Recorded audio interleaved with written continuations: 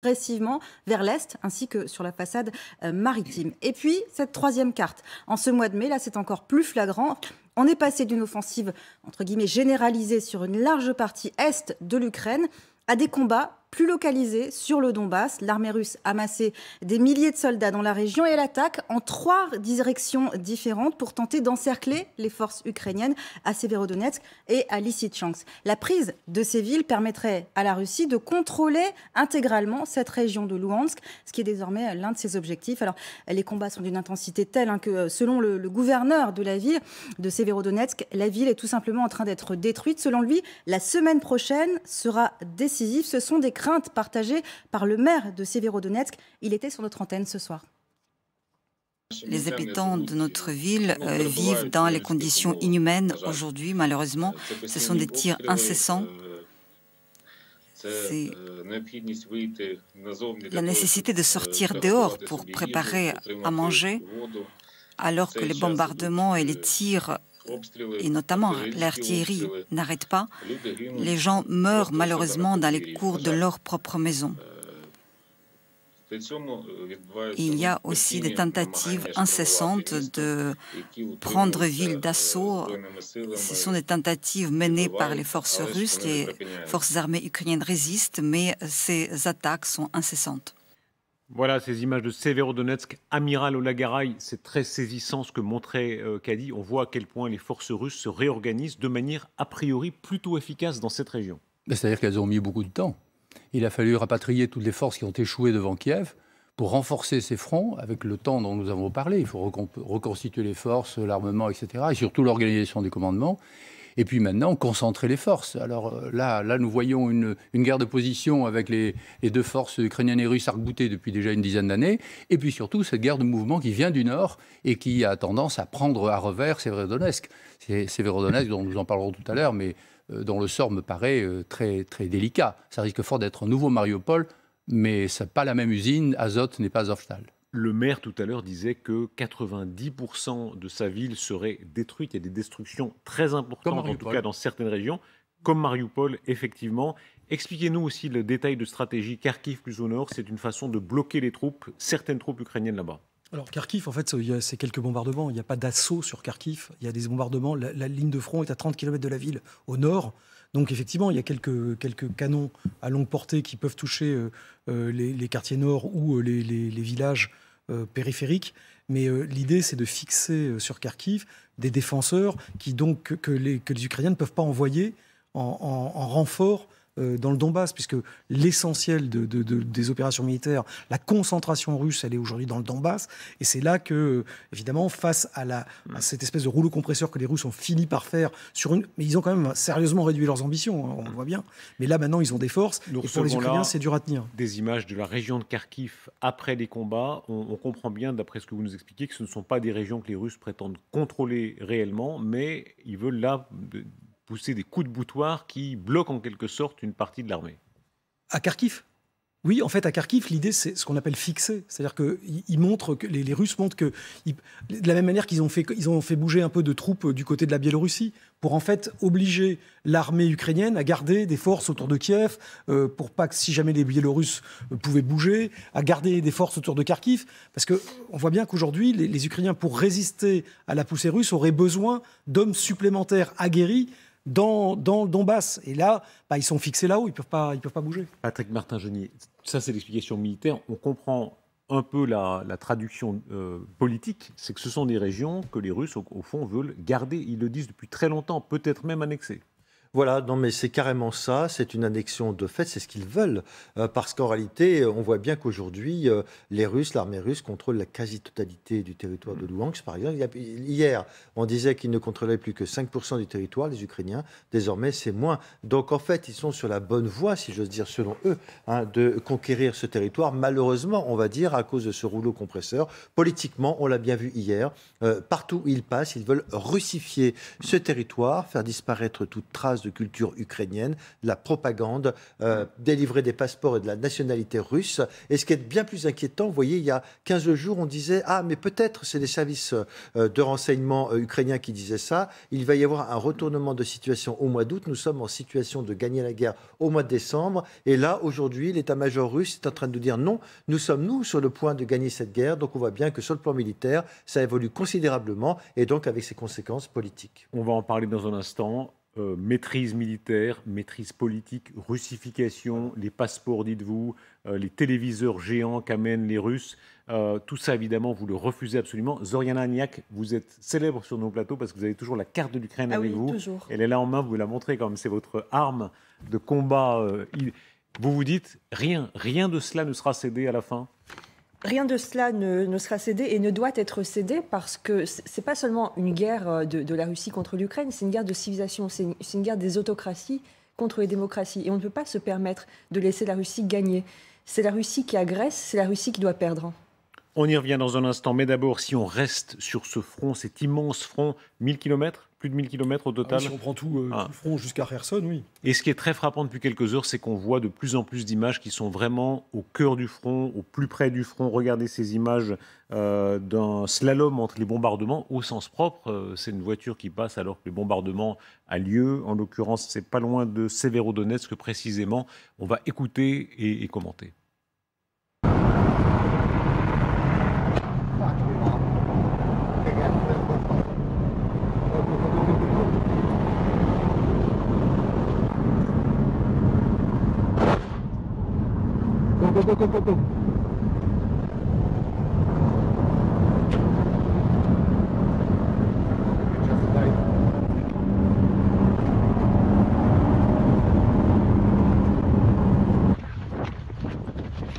Garay, votre regard de militaire sur ces images, qu'est-ce qui se passe précisément là? C'est quel type de munitions? On les entend siffler.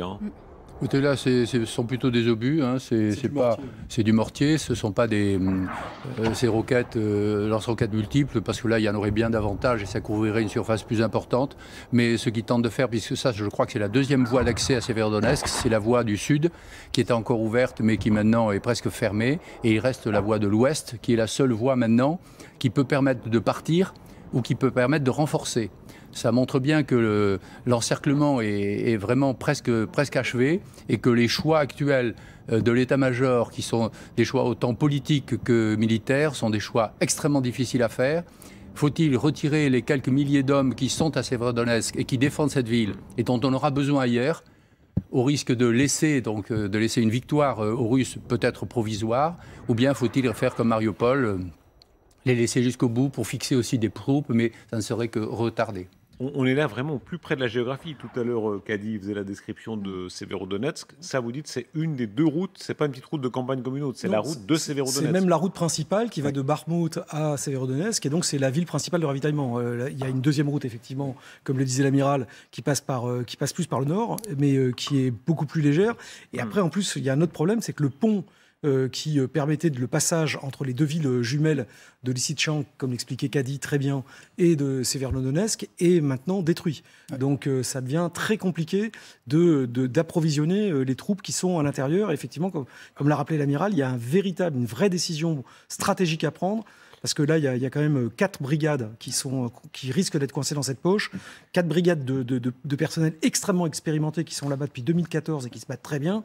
Et effectivement, alors après, c'est un choix ukrainien, mais les pertes, ça serait compliqué quand même. On continue le long de cette ligne de front un peu plus loin. Izium, la ville d'Izium, où là aussi la poussée russe se fait sentir de manière très sensible. Et nos envoyés spéciaux sont sur place. C'est le Florian Nitzler avec Jérôme Marcantetti. On va les voir dans la cave. Ils sont avec les combattants ukrainiens avant les combats. Regardez. Vite, vite.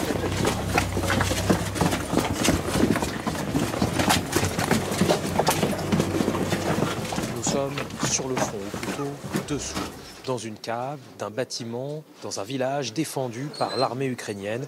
Et vous voyez ici quelques-uns de ces soldats qui viennent ici, là, pour se reposer, pour manger, pour dormir, avant de repartir dans les tranchées qui sont tout autour de ce village. C'est le principal lieu de vie ici. Ils sont plus d'une centaine d'hommes. Là, par exemple, vous voyez ici, il y a l'infirmerie. C'est évidemment assez sommaire, mais elle est indispensable car les combats sont quasiment quotidiens, nous disent-ils. L'armée russe est à seulement 2 km d'ici et ses assauts, elle les mène notamment avec de nombreux chars. C'est pour ça que ces soldats disposent, dans cette pièce qui fait office d'armurerie, de nombreux lance-roquettes pour les détruire. Ceux-là sont des modèles soviétiques assez anciens, pas forcément les plus efficaces. C'est pour ça donc que ces soldats disposent de modèles beaucoup plus modernes et puissants, comme ces lance-missiles Javelin, très efficaces pour détruire les tanks. Depuis le début de leur installation ici, les soldats nous disent qu'ils ont détruit 7 chars russes. Amiral Olagara, là aussi d'abord votre regard de militaire sur les armes qu'on a vues, sur la disposition. Eh bien, il y a encore des armes très anciennes et pas énormément d'armes modernes. Donc c'est bien ce que réclame le président Zelensky. Il veut beaucoup plus d'armes, il lui faut des armes. Il y a un besoin très fort parce que, comme vous le soulignez tout à l'heure, la ligne de front est extrêmement étendue. Cette ligne de front active fait à peu près 950 à 1000 km. Donc il faut beaucoup d'armes modernes. Où les envoyer? Vous savez, quand vous envoyez 100 canons sur 950 km, il faut les concentrer, il faut les mettre quelque part, et à un endroit où ils ne risquent pas de se faire détruire aussi.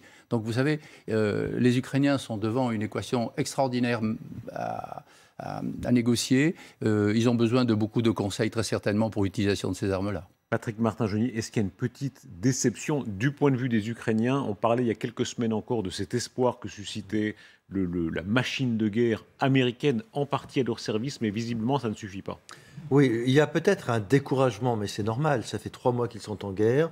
Ils ont la sensation que certains pays, comme l'a dit le ministre des Affaires étrangères récemment au Forum économique de Davos, qui sont un peu abandonnés et que l'OTAN, c'est les propres mots du ministre, ne fait littéralement rien pour les aider. Alors, il est vrai qu'il y a des armements qui arrivent directement, ils sont efficaces, mais ils ont la sensation effectivement que ce n'est pas suffisant. Et c'est pour ça qu'aujourd'hui, les États-Unis ont dit, une décision a été prise aujourd'hui, que normalement, des missiles à longue portée devraient être exportés là-bas en Ukraine. Hein, c'est une décision qui a été prise en relevant bien sûr la timidité allemande, bien évidemment. Il y a un sommet de l'OTAN qui va se tenir le 15 et 16 juin et donc qui va devoir intensifier l'approvisionnement en armes et de missiles à longue portée, ce qui suscite d'ailleurs beaucoup l'inquiétude des Russes aujourd'hui. Et vous le dites, le président Zelensky prend acte de cette poussée russe que son pays subit. Écoutez-le, il parle même de génocide quand il décrit la volonté de domination de la Russie. Попасно, Бахмут, Лиман, Лисичанськ, Сєвєродонецьк вони хочуть перетворити просто на згарище. В містах і громадах ближче до кордону Росії, в Донецьку, в Луганську вони збирають усіх, кого можуть, щоб заповнити місце убитих та поранених в окупаційному контингенті. Усе це, включно з депортацією наших людей і масовими вбивствами цивільних, очевидна політика геноциду, яку здійснює Росія. Voilà, le projet russe de non seulement de prendre, mais vraiment de s'installer, de changer la culture locale en partie. Bien sûr, mais il a entièrement raison, Volodymyr Zelensky, depuis le début, il le dit. Et moi aussi, je me suis fait rabrouer parfois en disant « Mais non, mon pauvre monsieur, ce n'est pas un génocide ce qui se passe. » Eh bien, aujourd'hui, 30 experts et juristes internationaux ont publié une tribune en appelant l'Occident justement à tout faire pour qu'il n'y ait pas de génocide. Pourquoi? Parce qu'ils ont repéré quelles sont les stipulations de la Convention internationale des crimes contre les génocides qui sont aujourd'hui violées. Manifestement, vous l'avez dit, faire disparaître l'Ukraine, faire disparaître la culture ukrainienne et tirer systématiquement sur les civils. Tout ça, effectivement, c'est une méthode génocidaire. Et aujourd'hui, il n'est pas encore trop tard pour agir, mais il y a véritablement un appel pour éviter qu'on extermine tout simplement le peuple ukrainien. Martin Motte, vous qui êtes auteur de traités sur la guerre, sur la stratégie de l'école de guerre, est-ce qu'on parle de génocide ? C'est un problème, une question qu'il faut poser à un juriste. Je crois que ça vient d'être dit, c'est vraiment un problème de définition juridique. Donc moi, je n'ai pas compétence pour vous répondre, je suis désolé. Est-ce que vous considérez... Oui. Là, excusez-moi, vous avez tout à fait raison. Je veux dire par là qu'il n'y a pas de qualification définitive, mais on va s'interroger sur la méthode, parce que certains vous disent, lorsqu'on compare au Khmer Rouge 2 millions de morts, lorsqu'on passe au Rwanda, c'est plus d'1 million, le génocide, la Shoah, c'était 6 millions. Est-ce qu'on doit se concentrer uniquement sur les chiffres ou sur une méthode? Donc les juristes et les politiques vont réfléchir après ce conflit et même maintenant, mais manifestement, il y a effectivement des signes qui laissent penser qu'on est bien dans une logique, une démarche de génocide. Amiral Olagaray. Alors, je ne me prononcerai pas sur le génocide, parce que, comme l'a dit M. Motte, effectivement, c'est une affaire de juriste. Et comme vous l'avez souligné, c'est une question d'appréciation, et d'appréciation générale. Qui décidera un jour que c'est un génocide? Vous savez, l'histoire passera, les historiens... Mais je voudrais revenir sur une chose, c'est l'OTAN ne fait rien. C'est très important, parce que les armes arrivent, mais l'OTAN, pour qu'il fasse quelque chose, il faudrait que l'OTAN entre en guerre. C'est la seule chose qu'elle puisse faire. Alors, que souhaite le président Zelensky? Bien évidemment, c'est un apport, un afflux de combattants, de tactiques, de stratégies, etc. Mais l'OTAN, pour l'instant, est bloquée par la ligne rouge qui se balade d'ailleurs. Hein, pardon pour le mot, mais elle est fixée par Vladimir Poutine qui dira un jour la ligne rouge est dépassée ou non, la co-belligérance dont nous parlons assez souvent est-elle établie ou non. Mais l'OTAN, pour l'instant, ne peut rien faire, car si elle fait quelque chose, elle passe à l'attaque et du coup, ça devient une guerre mondiale. Prenons la question. C'est le ministre des Affaires étrangères, Kouleba, qui dit, c'est quand même très haut de dire ça, c'est très fort de café, il dit l'OTAN ne fait strictement rien, vous avez rapporté ces propos. Est-ce que c'est vrai ou non? L'OTAN a quand même déployé des troupes le long de son flanc est. L'OTAN patrouille. Il y a des avions français notamment qui patrouillent dans le ciel des Pays-Bas, dans le ciel de la Pologne. Ils se défendent eux-mêmes. Est-ce que ça aide l'Ukraine? Mais pour une raison simple, c'est que en fait, on parle de l'OTAN comme si c'était l'OTAN pouvait prendre des décisions politiques. Non, l'OTAN c'est une alliance entre pays qui sont souverains et qui prennent des décisions à l'unanimité. Ces pays membres de l'OTAN ont décidé d'armer l'Ukraine, ce qu'ils font, de conseiller, d'aider, de donner du renseignement. Donc, c'est les pays de l'OTAN qui le font. L'OTAN, en soi, ça n'existe pas. L'OTAN, c'est une alliance. Et c'est une alliance défensive. Donc oui, les pays membres de l'OTAN ont fait des mesures dites de réassurance, déploiement de la force de réaction rapide avec les Français en Roumanie, les Français, les Allemands, les Britanniques dans les pays baltes, effectivement des avions, etc. Ça, c'est ce que fait l'OTAN dans le cadre d'une alliance défensive dans son cadre. Elle n'est pas belligérante. En revanche, l'OTAN, les pays de l'OTAN, pays membres de l'OTAN, tous les jours, envoient des armes à la Russie. Contre la Russie. Zoriana Agnac. Oui, non, moi je pense qu'il ne faut pas prendre ça mal. À mon avis, c'était plutôt un appel au secours. Hein. C'était plutôt, c'est un appel au secours, c'est un appel de détresse. C'est exactement ça. Voilà, les armes n'arrivent pas assez vite, ils en ont besoin, c'est urgent. Voilà, ils ne veulent pas qu'on soit forcément co-belligérant. Exactement. Voilà. Quand on parlait tout à l'heure de génocide, que l'on approuve ou non le mot, regardons ce qu'il recouvre dans l'esprit de Volodymyr Zelensky. Ce sont par exemple ces images à Mariupol, la ville martyre, où la Russie arrive en force. On découvre plusieurs de ces séquences depuis hier, avec des écrans de télévision géants. Ce sont des bus du ministère des situations d'urgence russe qui arrivent avec ces écrans géants qui diffusent soit des images de la télévision russe, soit des images sur ce que fait la protection civile russe. En l'occurrence, la Russie se pose comme reconstructrice de Mariupol. Comment est-ce que vous ressentez ces images, Zoriana? C'est comme un air de déjà-vu, ça a déjà été comme ça par le passé, depuis 300 ans c'est comme ça. Bon là ça recommence, on a eu 30 ans de répit. Bon, ce n'est pas quelque chose de nouveau. La Russie a toujours voulu s'approprier notre histoire, notre culture, l'histoire de la Rousse ruthénie-kievienne, qui n'est pas la Russie, qui est la Ruthénie. Et donc, le meilleur moyen, c'est de russifier, de complètement supprimer la langue ukrainienne, la culture ukrainienne, le peuple ukrainien. Expliquez-nous bien la nuance, parce qu'on dit russifier alors qu'il y a déjà Mariupol, n'est-ce pas, une importante communauté russophone. C'est une ville déjà très largement russophone. Oui. En quoi est-ce qu'elle peut être russifiée? Dans le sens culturel, hein. Dans le sens culturel, dans le sens idéologique. C'est ça aussi la russification. Ça passe pas seulement par la russophonie. D'ailleurs, on voit la plupart la très grande majorité des russophones qui sont à l'est du pays sont pro-ukrainiens, se battent pour leur pays. On diffuse ce soir, demain, ce documentaire saisissant sur LCI, sur la tradition du KGB, l'histoire secrète du KGB. Évidemment, le parallèle est vite là dans les esprits. C'est comme à l'époque de Staline. on change des populations, on impose la culture. Est-ce que le parallèle tient, Monsieur Motte, ou bien est-ce qu'il est excessif? Est-ce que là, on fait une comparaison historique un peu trop brutale? C'est un petit peu comme la question en fait sur le génocide. Je pense que si on compare à la période stalinienne, je ne crois pas qu'on soit sur les mêmes logiques. J'ai pas l'impression pour l'instant qu'on ait eu des déportations. Alors on parle de déportations. Si, il y en a. Oui, mais on en parle, mais je veux dire, sont-elles, moi comme historien, j'ai tendance à dire, j'aimerais bien avoir 2 ou 3 ans de recul. 1 million de pour l'instant, déportés. Bon, Là. moi, en toute honnêteté, encore une fois, je ne suis pas juriste. Ce que je verrais plus volontiers, moi, le terme qui me semblerait le plus approprié, c'est plutôt nettoyage ethnique. C'est-à-dire que les Russes veulent chasser. Ça, c'est absolument évident. Il n'y a aucun doute. C'est un des éléments du génocide. Alors, c'est pas, à mon avis, c'est pas exactement pareil. On avait vu ça pendant la guerre de Yougoslavie. Vous voulez anéantir complètement un peuple. Dans l'autre cas, vous voulez juste qu'il se déplace. Donc, je ne dis pas du tout. Moi, si vous voulez, comme historien militaire, ce que je regarde, c'est que... on a dit pour l'instant 8000 morts, 8000 assassinés dans les zones qui ont été contrôlées par les Russes. Enfin, c'est les chiffres qui sont donnés par les autorités ukrainiennes. C'est absolument horrible et ce sont des crimes de guerre indéniables. 8000 morts, encore une fois, je veux bien entendre que ce n'est pas uniquement une question quantitative, mais pour moi, ça ressemble vraiment à des crimes d'armée qui ne sont pas commandés ou qui sont mal commandés et qui sont en rupture logistique. Après, il ne faut pas oublier comment ça a été fait aussi. Il y a, par exemple, à Boutcha ou à Irpin, je ne sais plus, c'était l'une des deux. Il y avait par exemple des cas de gens qui étaient nés à Moscou, ils ont été épargnés parce qu'ils étaient nés à Moscou. Donc, oui, il y a eu un tri dans certains cas. Mais on a l'impression, d'après les images qu'on a vues, que c'était fait sans grande méthode et que c'était des crimes de guerre aussi de gens qui étaient tout simplement pas commandés, qui n'étaient pas bien commandés du tout, qui étaient largués sans nourriture. Parce que il y a eu un dans l'histoire, quand même. Oui, dans l'histoire militaire, vous savez, il y a une corrélation très forte entre carence logistique et crimes de guerre. Parce que des soldats qui ont faim, ils pillent. Et des soldats qui pillent, évidemment, ils se mettent en opposition avec la population et il y a des crimes de guerre. Donc moi, comme historien, ça m'est difficile de dire maintenant, comme ça, de sortir des qualificatifs aussi catégoriques.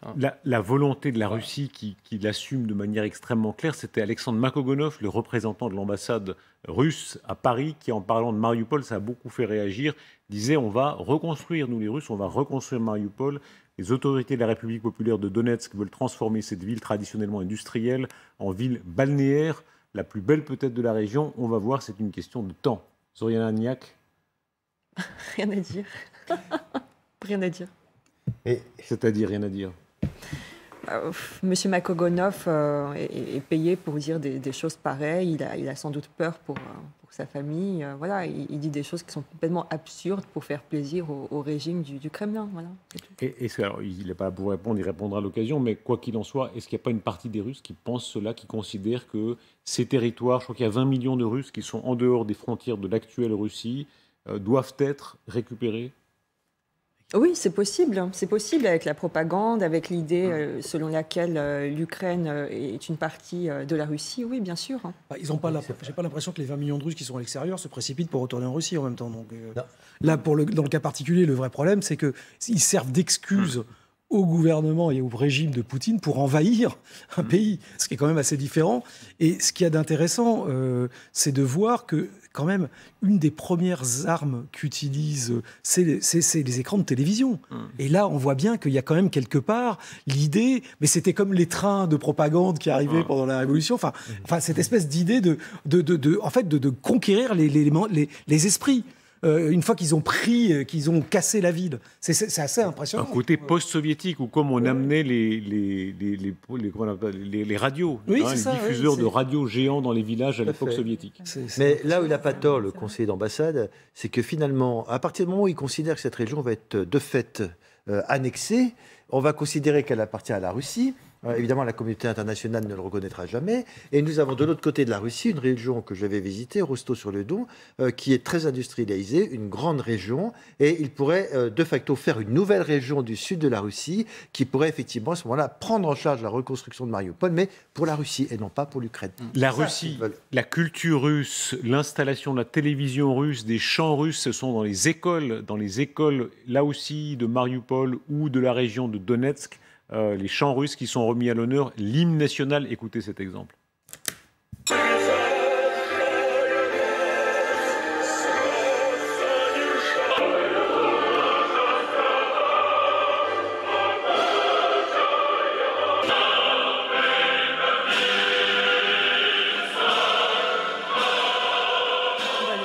leur retirer ses vêtements. Voilà, petit commentaire.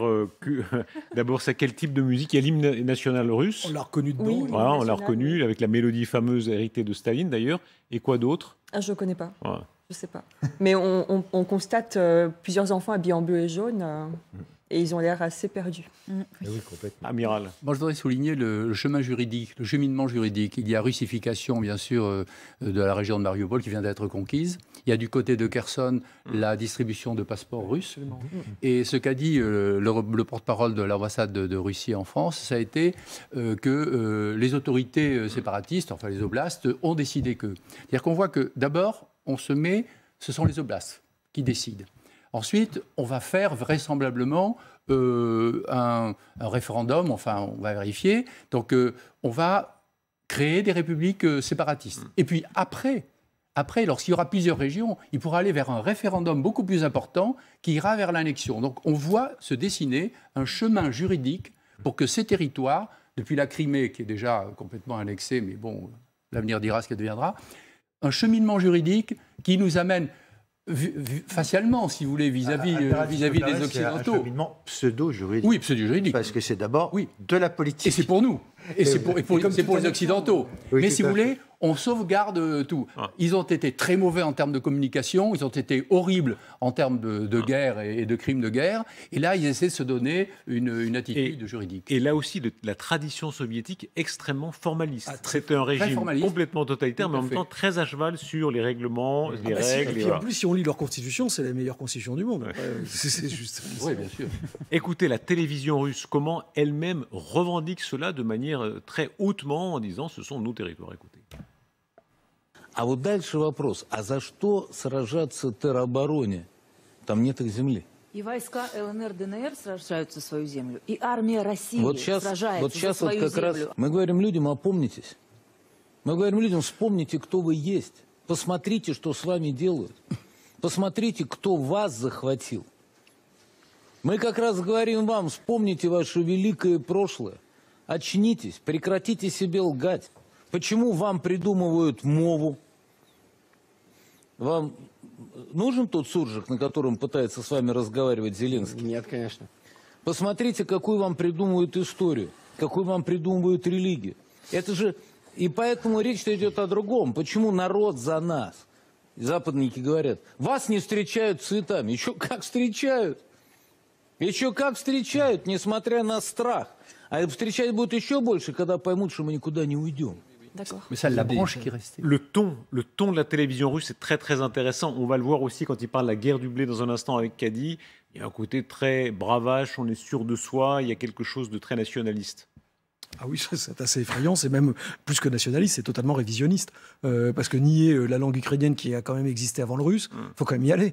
Enfin, c'est juste invraisemblable. D'autant que l'histoire russe dit elle-même que la Russie est née de la ville de Kiev, qu'on est chez les fous, là. Donc, c'est impressionnant. Hein. Patrick Martin-Jeunier, l'arrivée de tout ça dans l'esprit des Russes, évidemment, c'est une forme d'annexion et on va en débattre dans une seconde partie de l'émission. Est-ce que pour certains Occidentaux, ce fait acquis risque de fonctionner ou en tout cas d'être toléré? C'est un sujet d'inquiétude. De plus en plus, on voit un certain nombre de flottements en Europe, aux États-Unis. Même les États-Unis qui vont envoyer des missiles de longue portée s'inquiètent de cette escalade des tensions. Monsieur Lavrov, le ministre des Affaires étrangères, a dit que c'était une escalade très très dangereuse. Et en Europe, malheureusement, on voit qu'il y a un certain flottement. Il y a encore un imbroglio total aujourd'hui en Allemagne, où une secrétaire d'État à la Défense a commencé à dire que même dans l'OTAN, il y avait un accord pour ne plus envoyer d'armes et d'artillerie lourde en Ukraine, ce qui était obligé d'être démenti par le gouvernement. Ce qui montre bien aujourd'hui que certains estiment que ce sera extrêmement difficile de revenir sur l'annexion de fait. Et certains sont en train de dire qu'il faudra bien, c'est ce qui est sous-entendu dans certaines propositions d'accords, de négociations de paix, eh bien qu'il faudra bien prendre acte du fait que ces territoires sont annexés. La Russie se donne les moyens militaires dans cette progression. Il faut voir deux images qui sont extrêmement spectaculaires. La première, c'est l'usage des armes thermites. Rappelons d'abord très techniquement ce que signifie thermite? Alors, ce sont des armes, enfin, ce sont des obus qui sont incendiaires, en fait, et qui, c'est un mélange d'aluminium et d'oxyde de fer. C'est utilisé en général pour réduire des positions un peu enterrées, un peu durcies. Quand ça touche le corps, c'est un produit qui corrode la peau et qui va jusqu'à détruire les os. Ça rentre à l'intérieur. C'est extrêmement impressionnant.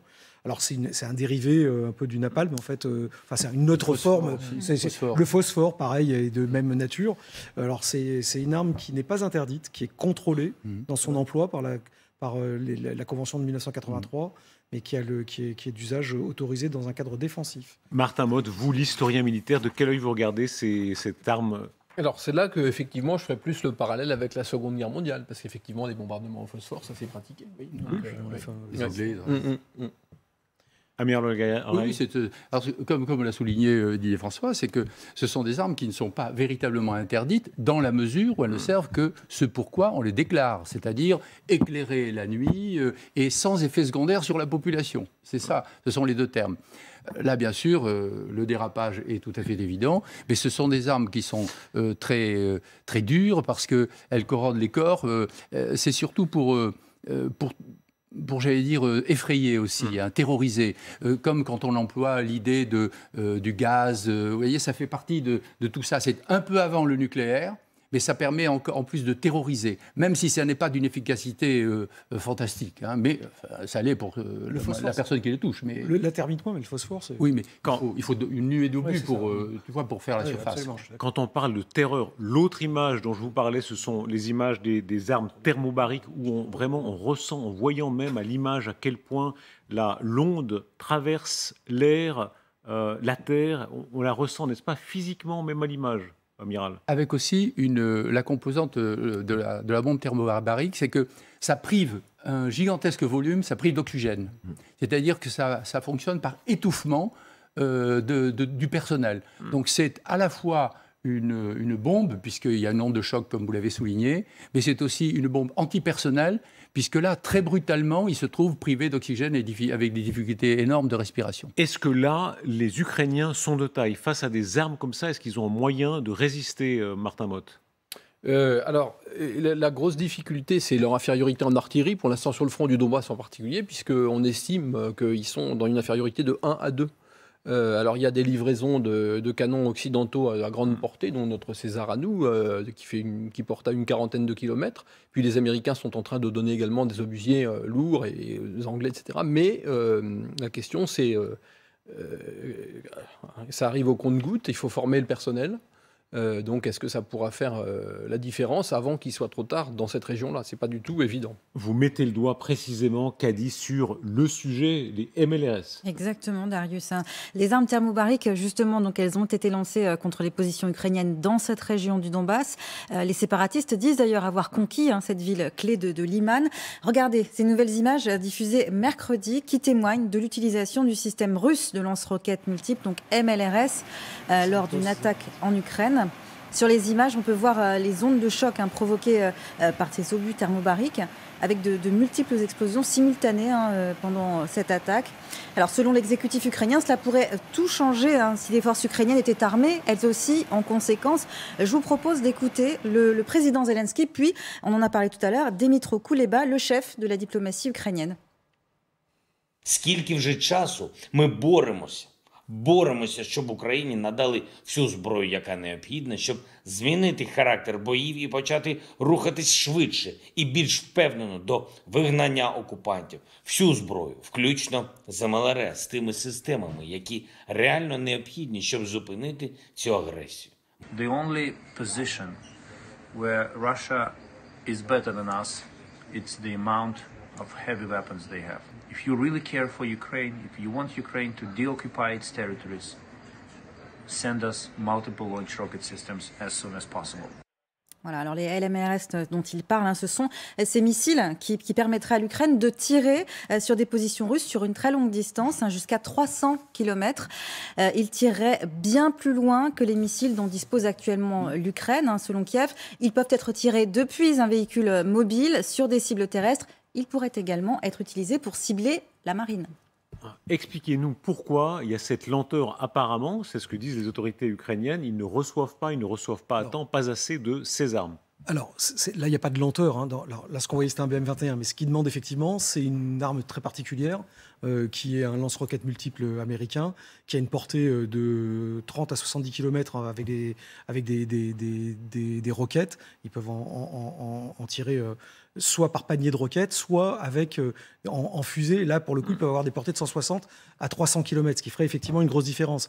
Et les Américains, à ce stade, hésitent à en livrer en fait aux Ukrainiens, justement à cause de cette portée, qui donnerait aux Ukrainiens la capacité visiblement de tirer en territoire russe. Et ça inquiète les Américains qui, pour l'instant, hésitent à fournir ce type d'armes. Ils le feraient pas. Ils le feraient pas, c'est pas leur objectif. Attendez, laissez répondre Zoriana. Non, mais Zoriana a raison. Non, moi je suis persuadée que c'est une peur qui est peut-être légitime, mais infondée, parce que les Ukrainiens n'auraient aucun intérêt à bombarder la Russie. Eux, tout ce qu'ils veulent, c'est récupérer leur territoire. Absolument. Oui, mais si vous permettez, il y a un endroit justement où la difficulté joue par rapport à ce que vous dites, c'est que évidemment, les Ukrainiens considèrent que la Crimée, c'est leur territoire aussi. Donc, ça veut dire que ça peut impliquer une attaque de Sébastopol. Et ça, c'est très important pour les 300 km. C'est aussi le cas d'autres missiles navals, pour le coup, parce que c'est la seule manière de taper Sébastopol à distance de sûreté, c'est d'avoir ce type de missile. Parce que Sébastopol-Odessa, c'est à peu près 300 km. Ils n'attaqueraient pas Sébastopol sans avoir reconquis les terres du Sud. Alors, s'ils ont des missiles qui peuvent le faire, j'en sais rien. Mais si vous voulez, là, le problème, c'est que la crainte américaine, c'est que, et pas uniquement américaine, c'est que la Crimée, les Russes, c'est tellement existentiel pour eux qu'ils n'admettront jamais qu'elle n'est pas russe. Et donc, ils le considéreront comme une attaque sur le sol... Enfin, en tout cas, ils peuvent le considérer comme une attaque sur le sol national. Autrement dit, là, le problème de cette arme, c'est la co-belligérance. Martin Motte a lâché comme ça, en passant une bombe politique. Il dit la Crimée, on peut lui dire adieu, quoi. Et quand même, regardons. Je dis immense juste que les Russes bien sûr. sont convaincus que c'est chez eux. Parenthèse là-dessus quand même, cette immense péninsule de Crimée qui a un enjeu historique colossal évidemment, parce que ça, la Crimée, tout le monde sait, il y a eu une guerre pour la Crimée en 1850, c'est vous la spécialiste de l'histoire ukrainienne. La guerre pour la Crimée oui. En 1800, je sais plus. C'est 53 à 56. 53 à 56, mais il n'y en a pas eu, il y en a eu 10 ou 12. Donc ça, c'est cette pomme de... deux, parce qu'on est revenu en 1919. Et aujourd'hui, votre subconscient a parlé, si j'ose dire, mais c'est le subconscient de beaucoup d'Occidentaux qui considèrent que jamais les Russes, de toute façon, ne lâcheront la Crimée. Ah ben c'est pas du subconscient.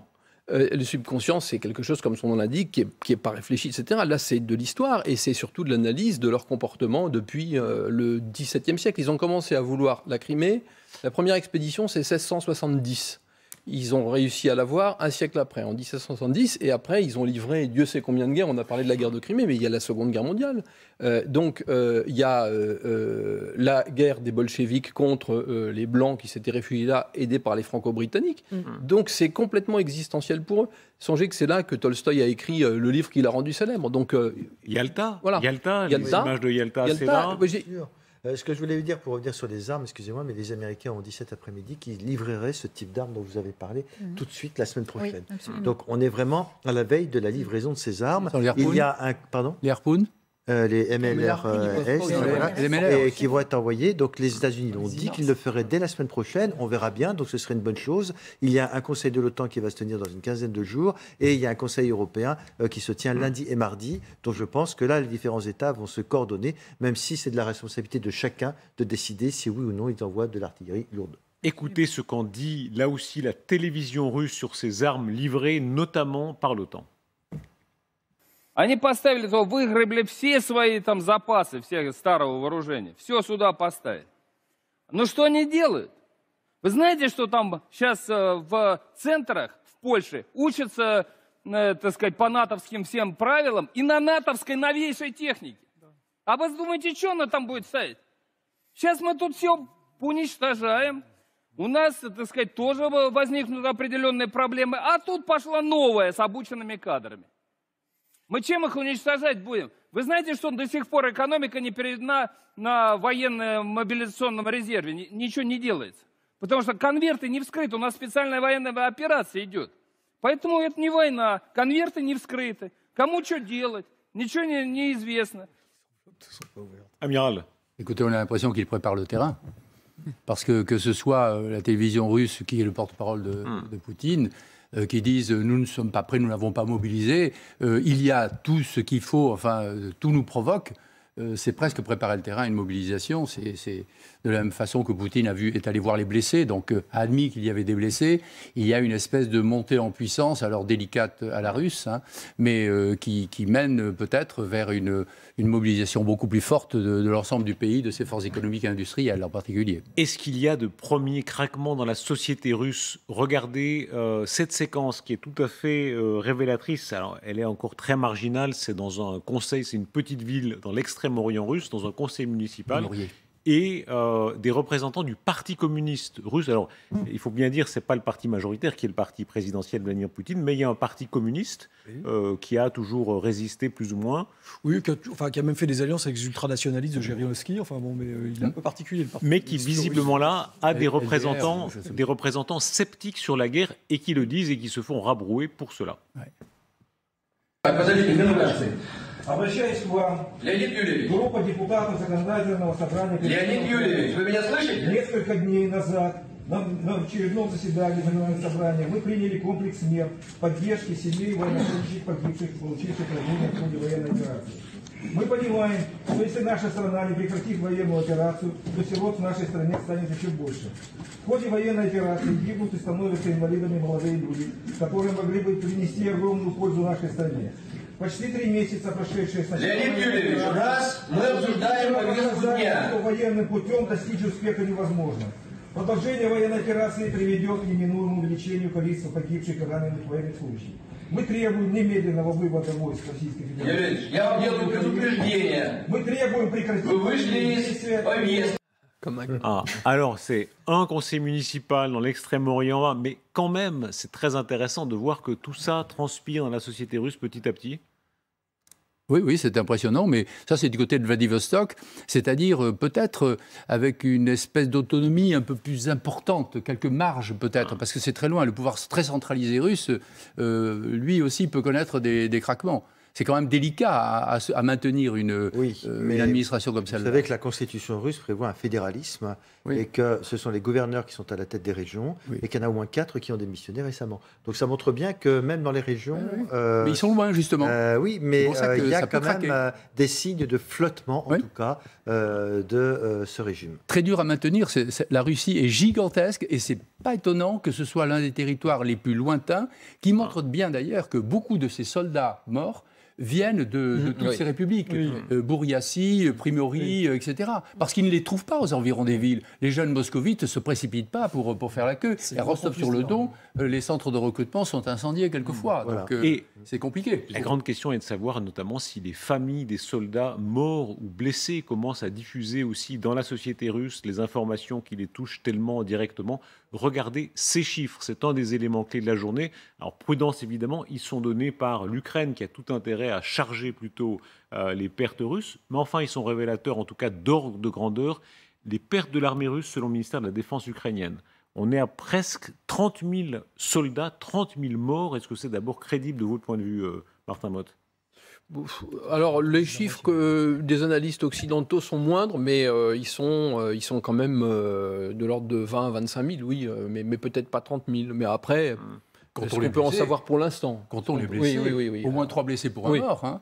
C'est là. Et puis les pertes de matériel qu'on voit effectivement très importantes. En plus, mais humainement, c'est difficile. Oui. Les blessés parlent. Oui, alors que les morts ne parlent plus, ce sont leurs mères qui parlent, parce que quand elles voient revenir ces cercueils, les mères et les pères aussi. On ne les voit pas revenir, parce qu'elles ne les voient pas d'ailleurs. Mais enfin, oui, mais ça se sait quand même petit à petit, surtout quand les Ukrainiens disent venez les chercher, etc., hein, comme pour les prisonniers. Ça ne les intéresse pas. Voilà. Mais les prisonniers, eux, peuvent parler. Au bout d'un moment, arrive-t-il à les faire taire? Ça, je n'en sais rien.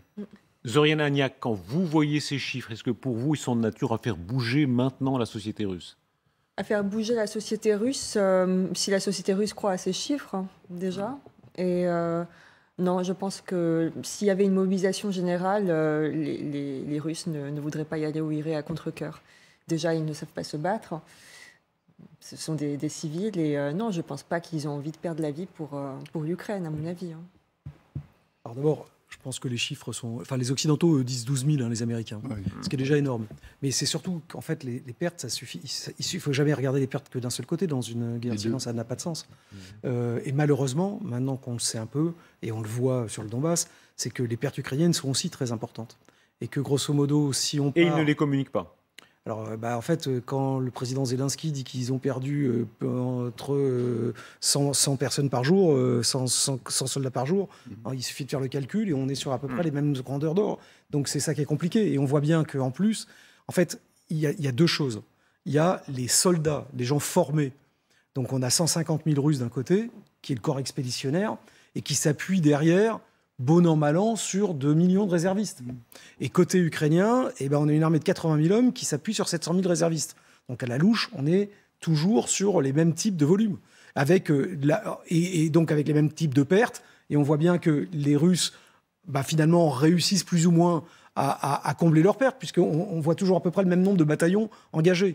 Les Ukrainiens aussi, avec un problème, c'est que les Ukrainiens étaient en défensive, ils ont perdu leurs meilleures troupes devant, et eux, face à l'attaque, ont besoin de troupes très formées, parce que ce qui a fait leur force pour défendre Kiev, etc., c'est justement d'avoir des soldats qui étaient très manœuvriers, qui étaient très, très, très accrocheurs, et qui ont réussi à tactiquement battre les Russes. Là, les Russes, maintenant, se sont réorganisés. Ils se sont raccourcis sur un front beaucoup plus court. Donc, ils commencent à avoir une supériorité numérique, en plus de la supériorité d'artillerie, face à les Ukrainiens, qui maintenant sont un peu à la peine. Mais ils savent pourquoi ils se battent. Mais bien sûr qu'ils savent. Et ils le font de manière formidable. Mais on voit bien qu'en fait, maintenant, la tenaille est compliquée. Quelle est la proportion ? Il y a un vrai enjeu là-dessus. Quelle est la proportion entre soldats ukrainiens et soldats russes qui se font face actuellement ? Grosso modo, si on prend le Donbass, parce que les Ukrainiens, pareil, ils ont 80 000 hommes, mais ils doivent défendre maintenant l'ensemble de leur territoire. Alors que les Russes ont concentré leur attaque sur une toute petite partie. Donc c'est le conseiller de Zelensky lui-même qui donnait, sur certains combats en cours, un rapport de force locale favorable aux Russes de 7 contre 1. Donc il y a quoi ? Il y a 30 000 soldats ukrainiens d'actifs qui sont dans le Donbass face à la louche à 80 000 Russes. Et après, avec des risques, et plus, si on reprend la poche de Donetsk, il y a 8000 soldats, et là encore, les Ukrainiens ont leurs meilleures troupes, et qui sont avec des gens qui ont de l'expérience depuis 2014. Patrick Martin, une précision, effectivement, excusez-moi, d'ordre militaire, là aussi, on l'a évoqué hier sur ce plateau, la loi de la Douma qui relève l'âge de recrutement au-delà de 40 ans, ce qui veut dire que manifestement, il y a un problème de recrutement. Ils ont beau avancer, il faut continuer, relever la limite d'âge, de recrutement. Et donc, c'est pour avoir plus de troupes sur place. Quand on parle de ces ordres d'idées, pour vous, l'historien militaire, Monsieur Motte, qu'est-ce que ça représente ? Alors là, j'avoue que je suis un peu surpris des chiffres qui ont été donnés, parce que je lisais un article de Michel Goya qui a 3 jours, et il disait, pour le Donbass, 40 à 50 000 Russes contre 30 000 Ukrainiens. C'est-à-dire que pour le coup, c'est des chiffres. Vous disiez 80 000... Je pense qu'ils ont... au départ, oui. Moi, j'ai vu effectivement les chiffres de Michel. 80 000 aujourd'hui ? Parce que, objectivement, moi, ce qui me frappe, c'est que on dit toujours dans les écoles militaires que, toute chose égale par ailleurs, une attaque, c'est 3 contre 1 pour que ça passe. Et là, on n'est pas du tout à 3 contre 1. Oui, mais sauf que les Russes perdent un paquet de monde, ce qui explique justement le relèvement de l'âge, parce que tout simplement, ils attaquent avec un rapport de force qui n'est pas excellent. Le problème, c'est que le président Zelensky lui-même, le conseiller du président Zelensky lui-même a dit 7 contre 1. Peut-être très localement, mais là, moi, j'avoue que alors, ce qui explique d'ailleurs peut-être qu'ils aient besoin de temps d'artillerie pour couvrir. Exactement. Parce que, il faut sinon, et c'est bien ça. C'est en fait il y a un appel au secours qui est réel. Il faut. Il y a un moment où c'est vrai qu'il y a eu. Voilà, quand on dit que l'OTAN ne fait rien, c'est pas pour des questions de sécurité opérationnelle. Voilà. Ils ont un peu caché l'ampleur des pertes. Et aujourd'hui, l'appel au secours est réel. Quoi qu'il en soit, les Russes supportent des pertes tellement considérables. Écoutez ce que disait tout à l'heure sur ce plateau Gérard Haraud, le diplomate, sur la capacité des Russes à supporter des pertes en milliers, que ce soit 12 000 ou plus de 20 000, comme disent les Ukrainiens. Vous savez, il y a des traditions dans l'armée russe. Les Russes ont toujours accepté des pertes extrêmement lourdes dans les guerres qu'ils ont conduites. C'est un pays qui se bat avec l'infanterie, avec l'artillerie, et on ne compte pas trop les victimes, que ce soit d'ailleurs les victimes civiles ou les victimes militaires. Et le rapport de force, il reste quand même militairement en faveur de la Russie. Amiral Olagaray. Moi, je dirais que ce que dit M. Haraud, c'est que l'armée russe peut supporter des pertes. C'est-à-dire les chefs supportent ces pertes. Ils envoient des camions, des convois d'hommes à la mort sans problème. Mais là, ce dont il va être question, c'est la population russe. C'est la population russe pourra-t-elle supporter? Le pays pourra-t-il supporter ça? Bien sûr que M. Haro a raison. Le commandement russe se moque éperdument de la vie humaine, d'ailleurs de la vie de ces soldats comme des civils sur lesquels ils s'acharnent aisément. Ça, c'est une grande découverte de cette guerre à ce moment-là. On mesure à quel point, effectivement, l'armée russe n'a pas peur de la violence, ni pour l'ennemi, ni pour elle-même. Elle a une capacité qui, évidemment, chez les Occidentaux... Leur chef. Parce qu'après... Comment réagit la troupe quand même? Parce qu'au bout d'un moment, la troupe qui va s'épuiser, autant qu'on le dit des Ukrainiens, cette troupe-là, elle va s'apercevoir aussi qu'elle a des pertes énormes. Et peut-être, alors je ne sais pas quel est leur niveau de culture, mais peut-être vont-ils s'apercevoir aussi qu'ils sont moyennement commandés. Il y a eu des refus d'obéissance, voilà, donc des défections. Je ne les connais pas, mais beaucoup de généraux sont morts. Certains de vos collègues disent qu'il n'y a pas d'encadrement intermédiaire. On est obligé d'envoyer des généraux. Tout à fait. Mais beaucoup sont morts et beaucoup de gens qui ont fait défection, des jeunes qui se demandaient ce qu'ils faisaient là et qui sont partis, qui refusent d'obéir. Et cette armée a changé parce que Gerasimov a essayé de changer cette armée qui était une armée de masse, une armée de chair humaine qu'on envoyait vers 2008 pour en faire une armée, entre guillemets, de haute technologie. Mais ça veut dire aussi qu'il y a peut-être eu une conscience plus importante chez des gens un peu mieux formés. Et ça peut leur faire du mal. S'ils se mettent à réfléchir, ça peut aussi faire du mal au sein de l'armée. Une image révélatrice de la poussée russe et de la réaction des Ukrainiens qui sont bien forcés dans plusieurs points de battre en retraite. On va entendre la langue ukrainienne, donc vous allez pouvoir nous traduire, Zoriana. Ce sont des soldats russes dans la région de Liman. Regardez l'image avec nous. Et...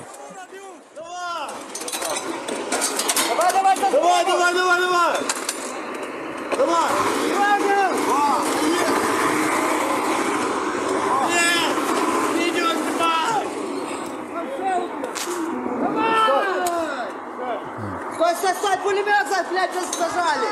Давай! Стой!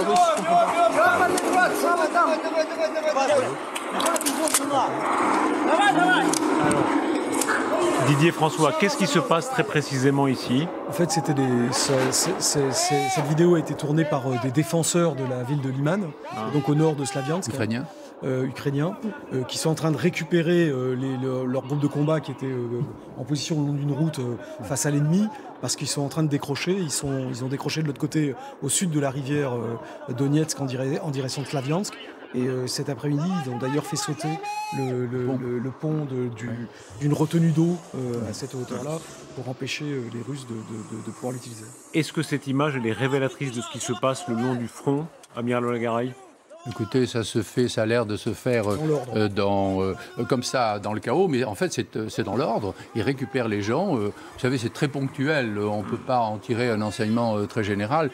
Mais enfin, il me semble que le retrait des troupes de certains endroits est déjà largement amorcé. Donc après... Tout à l'heure, Gérard Ross, sur ce plateau, parlait de la méthode Coué qui a longtemps présidé à certaines analyses à l'Ouest, où on a beaucoup dit « regardez, les Russes sont nuls, les Russes s'enlisent, etc. » On voit là que maintenant qu'ils se sont resserrés précisément sur ce front un peu rétréci, dans le Donbass en particulier, la capacité du rouleau compresseur russe est considérable. Oui, alors, il y a une chose aussi, c'est que depuis le début de cette guerre, on était tellement déshabitués qu'on a pris les informations de 2-3 jours comme étant la tendance générale. Alors, on a dit l'Ukraine va s'effondrer en une semaine. C'est le grand retour des historiens militaires, donc, les voici. Bah oui, on a dit voilà, l'Ukraine va s'effondrer en une semaine. Après, on a dit ça va durer des mois. Puis après, on a dit l'Ukraine va gagner. Puis maintenant, on dit l'Ukraine va perdre. Ça n'a pas grand sens. Au fond, on n'a pas, encore une fois, on agit sans beaucoup de recul. Mais je crois qu'une des clés de cette différence entre ce qui s'est passé autour de Kiev et ce qui se passe dans le Donbass, outre le fait que l'élongation logistique est moins grande, évidemment, pour les Russes dans le Donbass, c'est que, véritablement, quand ils ont attaqué Kiev, manifestement, ils ne pensaient pas faire une guerre, ils pensaient faire une opération militaire spéciale. En 3 jours. Parce qu'ils n'avaient rien compris à la situation ukrainienne. Et maintenant, ils ont compris qu'ils faisaient une guerre, et la différence, c'est justement qu'à la guerre, le principe cardinal, c'est la concentration, alors que dans une opération de renversement politique de régime, ce n'est pas aussi décisif. Là, comme ils font une guerre, ils repassent au code millénaire et multimillénaire de la guerre. Est-ce qu'il y a une forme opportuniste de la stratégie russe? On l'avait vu en Syrie notamment, où Vladimir Poutine, contrairement à des généraux, lui n'est pas général, il est quand même une formation plutôt policière, Dieu sait, on y revient toujours, KGB, assez opportuniste. Ceux qui dénoncent ça disent un peu voyous, profitant des situations qui changent, et là de manière assez réussie au fond. Ils ont compris, c'est tout. Ils ont été, en fait, ils ont quand même perdu la première phase de la bataille, qui était la bataille de Kiev. Enfin, n'oublions pas ça. C'est vrai qu'ils progressent là tactiquement parce qu'ils ont effectivement, enfin, de leur point de vue, remis les charges en ordre. Enfin, ils ne se sont pas enferrés dans l'idée de prendre Kiev. Ils n'ont pas fait de bombardement massif de Kiev au-delà d'un certain cap. Ils ont eu un moment. Alors, je pense que d'abord, ils ont raté l'opération. Il y a des destructions à Kiev, bien sûr, importantes. Ils ont d'abord raté leur objectif stratégique, qui était de. Rappelez-vous que ce premier discours totalement lunaire de Vladimir Poutine, qui appelait l'armée ukrainienne à renverser Zelensky. Enfin, je pense que l'affaire a été quand même entendue rapidement. La deuxième chose, c'est qu'ils ont essayé de faire une saisie rapide avec des forces spéciales et les unités parachutistes qui ont été bloquées à Gostomel. Et donc ils sont quand même entêtés pendant 1 mois et demi et ils ont perdu cette bataille-là. Donc maintenant, ils se reconcentrent sur quelque chose de plus tactique qui va poser problème à long terme, certes. Mais donc, il faut quand même remettre aussi ça dans cette perspective-là. C'est la première partie de la bataille, au niveau stratégique, a été gagnée par les Ukrainiens. Maintenant, ils savent, et on le savait, qu'ils allaient... Rappelez-vous, le chef d'état-major de l'armée française, il faut toujours regarder les perspectives, l'avait rappelé le 6 mars, que cette stratégie, que cette phase allait arriver. Donc on le savait que cette phase allait arriver. Il faut pas non plus rêver. Et malheureusement, bon, tout a été fait pour essayer de la freiner, mais la phase, elle existe et elle va être difficile. Donc c'est ça les lois de la guerre. Patrick Martin-Genier. Oui, moi je suis très inquiet ce soir également parce qu'on a des propos qui ne sont pas du tout rassurants de la part des Russes. Ils sont en train de dire, c'est tout à fait nouveau, ça évolue tous les jours. Est-ce que c'est un discours de propagande? Ils disent, cette guerre doit être terminée cet automne et on va reprendre notre offensive sur Kiev. Et donc, on va reprendre les bombardements. On veut repartir sur Kiev. Et aujourd'hui, on a vu une intervention du dictateur Loukachenko qui était en habit militaire en disant « nous sommes prêts également ». Donc, je m'interroge sur le fait de savoir est-ce que c'est que de la propagande ou est-ce qu'ils vont reprendre également leurs interventions sur Kiev.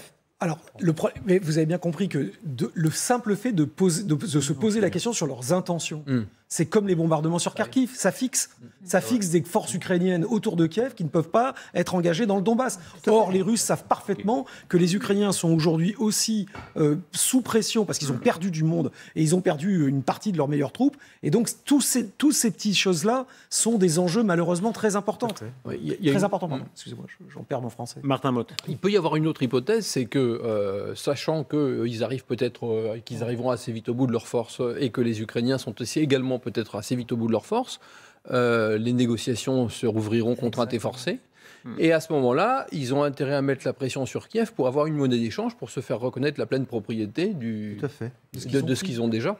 Des gages territoriaux. Non, mais ça, je ne dis pas le contraire, mais les Ukrainiens ne se battent pas comme ça pour céder des territoires, certainement pas. Regardez...